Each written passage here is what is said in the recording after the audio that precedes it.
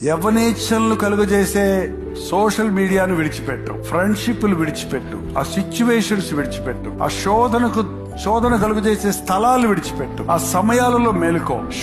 ఎక్కడ యవ్వన ఇచ్చలు నిన్ను ప్రేరేపిస్తున్నాయో అక్కడి నుండి నీవు విడిచిపెట్టి ఎక్కడికి పారిపోవాలి?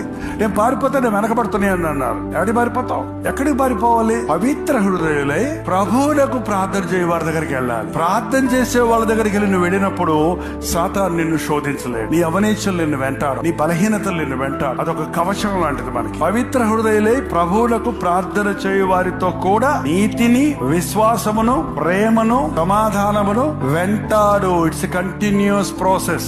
స్పిరిచువాలిటీ అనేది ఒక రోజు కాదు, దినదినము దేవునికి దగ్గరగా చేరాలి. ప్రతిరోజు అభ్యాసం చేసుకోవాలి, దేవునితో మాట్లాడుకోవటం, ఆయన చిత్త ఎరగటం, ఆయన బిడ్డలతో కలిసి ప్రార్థించటం.